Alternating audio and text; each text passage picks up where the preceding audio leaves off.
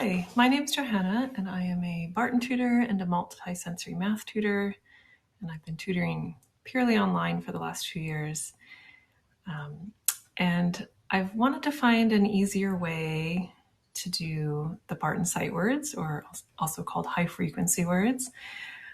With online tutoring, I've been combining orthographic mapping, the Barton method with a little structured word inquiry, and I couldn't find a resource that kind of combined all those. So I decided to make my own, and I'm going to be selling these in my Teachers Pay Teacher shop for other Barton tutors or any other tutor that works with literacy who finds these helpful.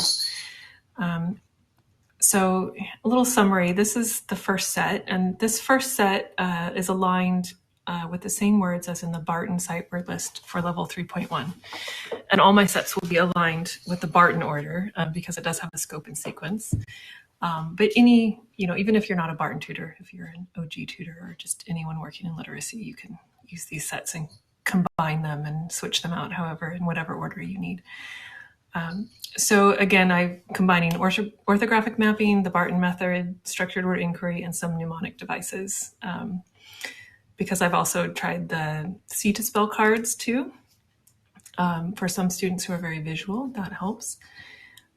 So in this slide deck, the first thing is the teaching resources. So if you're not familiar with orthographic mapping teaching methods or structured word inquiry, I have a few videos here you can watch. These aren't my videos, but these are videos that have helped me. And then we go into student assessment. So first thing is you're going to do is assess the reading. Can the student read all of these words correctly? And then assess the spelling. Can they spell these words correctly? Which ones can they spell? Which ones can't they spell? And then we'll go into practicing these words. So all English words can be divided into two categories, function words and content words. So I do this little lesson beforehand because this is going to help with a lot of those really small common words like do, for, so, and why are they spelled with the shorter spelling as opposed to the longer spelling. And this distinction is very interesting. It helps with that. And this comes from a seminar I watched. I think the Decoding Dyslexia or IDA put on a seminar by the author of Beneath the Surface of Words, who's an Orton-Gillingham tutor and also works in structured word inquiry. So we go over that, and then we create a deck out of these words, for which words they could read or couldn't read. So I'm going to pull these back out, and you would just place whichever ones they need practice with, into over here, and then the ones that they already know how to read, you place in there. And then this deck is customized for that student. So you're going to want to take this deck and make a copy and rename it after each of your students. So all of their decks are customized. And then once you have all those words divided up into which ones you need to practice, so let's say there's a few you need to practice there, you're going to pull out maybe a few of those and go through practicing those. And you can enlarge these and flip through them and such. Okay, then we go on to the spelling deck. So I already have some words back here. These are some words they already knew. You can see these cards, so we're going to put those back there. And maybe I'll put these two cards out for practicing up here. So let's practice the word said.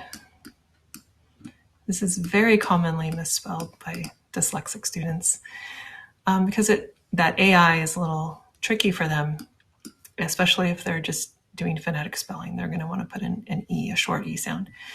So this takes a little bit beyond just phonetic spelling. We're going to talk about kind of the history and meaning of the word said. And so said is related to say.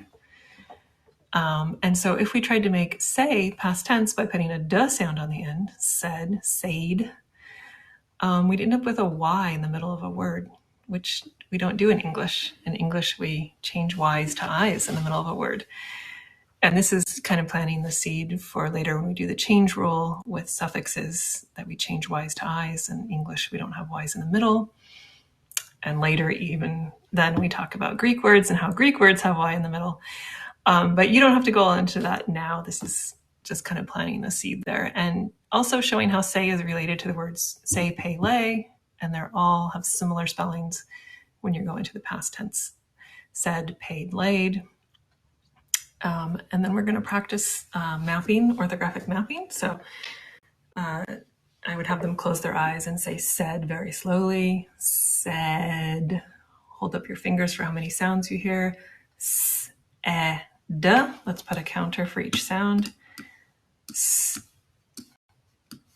e, d. So we mapped our phonemes to our graphemes. And we can see that the e sound is mapped to the AI. So that's in red. That's something we need to remember, that the e sound is not an e. And we can relate it back to the word say, and that ay changed to AI.